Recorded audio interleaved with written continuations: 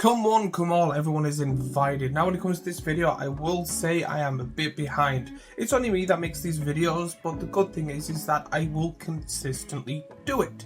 The only downside is that Magic is whopping out stuff faster than I can create, so I still have all the Final Fantasy decks to make and also the set itself, never mind the secret layers that are also just coming out. So I'm a bit behind, but please be patient when it comes to this. I will get on those videos.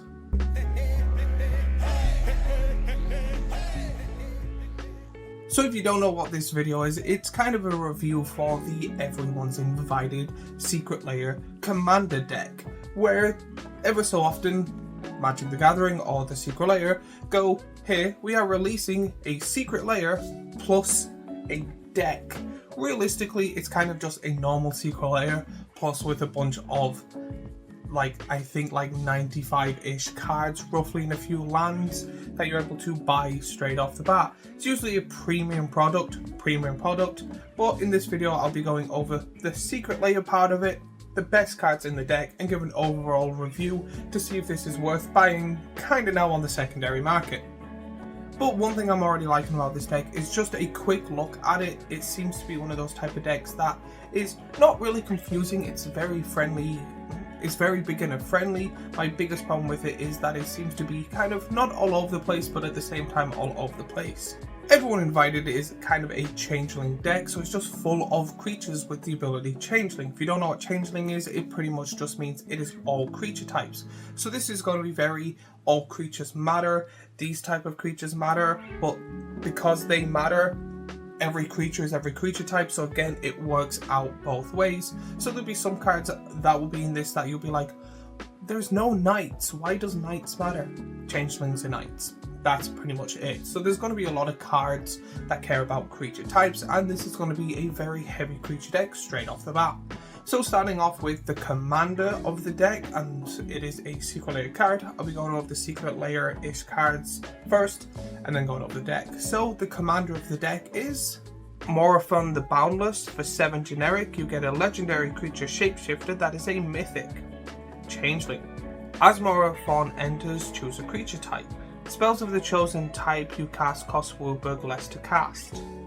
This effect reduces only the amount of coloured mana you pay. Other creatures you control of the chosen type get +1/+1 and is a 6/6. So straight off the bat, I do think this is the perfect commander for this deck. However, my only worry about this is I'm going to think this deck is going to be very all over the place. There's going to be cards that matter if it has fairies. There's going to be cards that matter if you have knights and rogues and stuff like that. There's going to be probably a few cards that matter if you have humans and stuff like that. So having a single creature type that gets the benefit of the Wooburg ability and gets the +1/+1 is kind of difficult, but it's one of those things that if you sit down and go, this is my priority, and do a few changes, it is a very easy fix. When it comes to the artwork of this card, I actually do like it. There is many different variation cards of Morophon, my favourite one being the Judge promo, then the kind of side portrait version, and then this. This is a really good art style and I really do like it. Already so far I can see the ability of this deck and how good potentially it could be depending on how much you are putting in. When it comes to the other Secret Lair cards, you get Raise the Palisade, Bitter Blossom, Taurian Mauler, Avenger of Zendikar, Kindred Summons, Trendershoot Dryad, Coat of Arms, Maskwood Nexus, Soul Ring, and Shapeshifters. Already the cards that are in this that are just in the Secret Lair stuff is really powerful and really good in my personal opinion. When it comes to this, I do think already this is kind of on par with the best one, or one of the best ones that they've already made already with the flip cards, just because Bitter Blossom's in there and a few other Coat of Arms and stuff that are really good. The only downside in my opinion is the Soul Ring, but it just seems to be a thing they're going to be doing in all of this, and you are getting a Soul Ring in a special art. So again, no real complaints, but it just seems like for a premium product, them going, we know a Soul Ring's going to be in, so put an alt art in it, where there's so many alt art Soul Rings, it's kind of gone meh, in my opinion.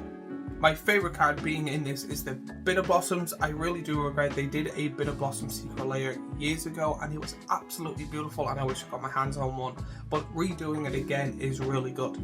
One thing that I'm kind of 50-50 on is the tokens. I do like that it is a alt art of the tokens. However, I'm also on the thing of, out of everything to give an alt art for, the tokens are also a little bit of a cop-out. There's many cards that are in this deck list that I would personally prefer, but knowing that I would personally prefer it, other people would personally prefer a different card, so having a tokens in alt art just seems to be a little tip of a bonus. The artwork on all of these are absolutely beautiful and I do recommend already, just from the Secret Lair part alone, if you have the cash to spare, to buy it. I do think that this is one of the better ones already before even going through the deck itself. However, my only concern is when it comes to these products, they are very pricey. I can't remember the price from the top of my head, but I think it was like 200, where I personally will not pay 200 for this, but again, I've kind of varied when it comes to Magic over the years. I still love making content for these and I still love making these type of videos. However, I'm more of the person that if I have a limited amount of funds, I'm going to buy stuff that makes me happy, and kind of Pokemon is swifting that way more and more. Now let's go on to the deck itself, starting off with the creatures. When it comes to the creatures, there is a total of 37. Of course, this is a changeling deck. There's going to be a large amount of creatures. When it comes to this, I will not repeat any of the creatures from the Secret Lair part itself in the beautiful art. These are just great cards that I think go well in the deck, that are usually rare or mythic, and I do think that they deserve at least a little say. So when it comes to this, the really good creatures of this deck is Harper Recruiter, Mirror Entity, Tazri Beacon of Unity, Atla Planning Nest Tenderer, Magda Bazin Outlaw, Chameleon Colossus, Fairline Sovian, Realm Walker, Brennard Ginger Sculptor, Bruce Tall Rolling Ranger, Cloud Shattering Sliver, Teary, Talented Scout, Renin Sen Inseparable, Rue Carly Biologist, Sophia Doctor Detective, Unsettled Marion, Kingsbale Cavalier, Shapesharer, Harzardin Druid. I don't like a lot of these cards in here. It does seem to be a lot all over the place. I know when it comes to changelings, they can be every creature type, but to be honest, I like to hard focus. I would love if I had even a changeling deck and then put a bunch of elves and put a bunch of things that power up elves and just have a pure elf Wilburg deck. Same with like saplings and angels and stuff like that. But when it comes to a lot of these, there's a lot of sub-commanders and a lot of cards that have been reprinted recently as commanders and stuff like that. And just seeing them again is a bit kind of all over the place. Also, they did a deck Commander Cat and Dog with the Commander before, and again, seeing that again is just the changeling, but you have to pick cats and dogs with the Commander, and there's also other creature types in this deck. So again, it seems to be a bit all over the place. My kind of worry is if you just go, okay, I'm going to play my Commander and pick cats or dogs, then you do not draw that card and you draw every other card that has nothing to do with cats and dogs, and you're kind of just like, that Mana Savior would be a lot helpful right now, and the +1/+1 would be too. So usually, even with Marathon being the commander, I would always kind of hard focus on a certain creature type. So let's go right on to the spells. When it comes to the spells, there is 15 in total.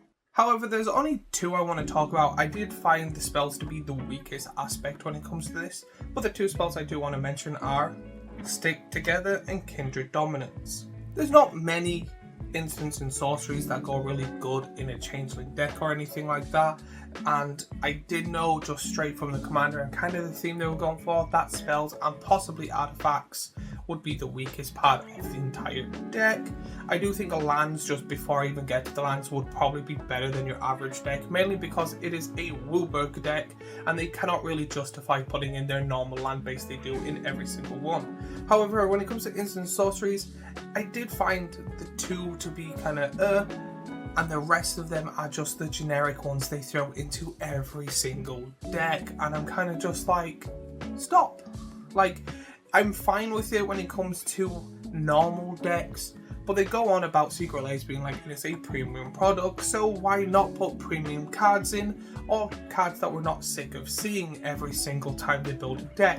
When it comes to me making these videos, half the time I don't even need to know, because I'm usually like, oh, the commander has a white pip, there's going to be a Swords of Plowshare or a Sun Titan type of card in it, because they do it every single time. With how long Magic's been going on for and the different variations of cards, there is a lot of cards that only have 1 or 2 printing that are really old, that do the same, that would be better in that certain deck that they build, but no. They stick with the roots and go, here is the basis of every single deck, and then we kind of twist it from there. So when it comes to a premium product, I would like to see more when it comes to the type of cards, and not put in the generic useless stuff they put in most cards that most players by now, if you've been playing for over a year or two, have like handfuls of. I could literally probably throw Swords of Plowshare into a crowd of people. I have that many. But after that rant, let's go on to the enchantments. When it comes to enchantments, there is 6 in total, but here are some I want to talk about. Arcane Adaptation, Double Dawn, Kindred Discovery, Black Market Connections, the Bears of Lichara. After looking after the instants and sorceries, the enchantments are actually a breath of fresh air. This is what I mean. There is a lot of good, powerful enchantments in here, and they're not thrown in. They're a lot thought out, and I do like pretty much all of them. I actually would probably give this deck a good benefit or a good little bonus due to the enchantments themselves. Black Market Connections is such a great card. Same with Kindred Discoveries and stuff like that, and I know I will mention them, but Bitter Blossom is probably the biggest card when it comes to this deck in my personal opinion. It is such a powerful card. This is the stuff I'm not looking for when it comes to a deck, when it comes to a Secret Lair. Now I know having it, there would be weaker parts. I don't mind the instants and sorceries being the weakest parts. It's more, if it is going to be the weaker parts, at least get rid of the 4 cards you put in every single one and put one somewhat, even if it's bad, new variation of the card. Next is artifacts. When it comes to this, there's 5 in total. However, there's only one I want to talk about because there is 2 good artifacts in this deck, but I haven't mentioned them when it comes to the Secret Lair. The only good artifact I did mention is Realm Breaker, the Invasion Tree. For 3 generic, you get a legendary artifact that is a rare. Tap 2 and it. Target opponent mills 3 cards. Put a land card from their graveyard onto the battlefield tapped under your control. It gains if this land leaves the battlefield, exile it instead of putting it anywhere else. Return and tap it, sacrifice Realm Breaker, the Invasion Tree. Search your library for any number of Praetor cards, put them on the battlefield, then shuffle. I do like this card, however in this deck I don't think there's any Praetors, but however you're able to get all your changelings from it. I do like this card. I really do think that if they were going to put this in, they should have been a completely different hard focus. Personally, I would put in the Wooburg commander that if you pay Wooburg, you get combat twice, and then put the Praetors in, and then put this in. 10 mana is a lot, however with each Praetor having different cards now, this would go absolutely great, especially if you have also a bunch of graveyard recursion. The 2 mana to potentially get a land is also really good, especially if you are also playing lands per turn. This is good for only Avenger of Zendikar in this deck. I think, I could be wrong there, but I personally think that's the only card with landfall, so doubling that twice is a really good ability. I do see why they put this card in, however personally I think it would have been better if they'd done a few changes to kind of maximize this card a little bit better. And now finally we are on to the lands. When it comes to lands in this deck, there's 37 in total, however you get really good lands just like Darkwater Catacombs, Fable Passage, Mossfire Valley, Murmuring Bosque, Mana Vault, Overflowing Basin, Secluded Glen, Sungross Prairie, The World Tree, Ancient Amphitheatre, Guildleaf Palace, and Wonderwine Hub. As I said earlier on, I do think these lands are going to be better due to it being a Wooburg deck, and there is a lot of good cards in here. There is the ones that do damage, and I'm not the biggest fan, so if you do know them cards, they're also in here, but I didn't put them on because I just think they're not the best. There's way better lands. However, I do think a few filter lands, maybe 2, possibly 3, I would prefer 3, would be really good in this, but I won't really know which ones to put in unless I looked through the entire deck and seen the kind of pip kind of variation of them. So whatever has the most pips will work for a filter land. So I do think that they kind of, for a premium product, they did a good job. However, for the, again, I'm just basing this off the €200 price tag. I don't know what it'll be in America because most of my audience is American.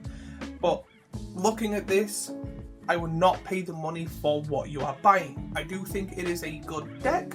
I do think it has a lot of variation. However, I think it's the in-between of the normal standard commander decks you buy and then the secret layer, what it kind of should be.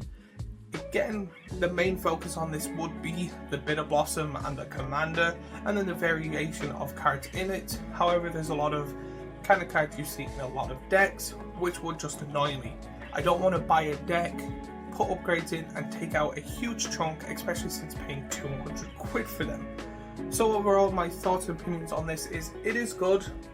It is kind of on track for what I like when it comes to this kind of decision.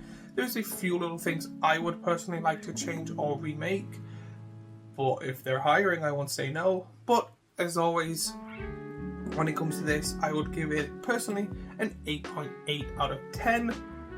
So that's just me. If you agree or disagree or have your own thoughts and opinions, let me know in the comments down below. While you're there, remember to like and subscribe and watch more of my videos. But as always, if you like this video, I have last week's video here, a playlist of all the Magic the Gathering Is It Worth It type of esque videos I have here, and a subscribe button here, and I shall see you all in the next video.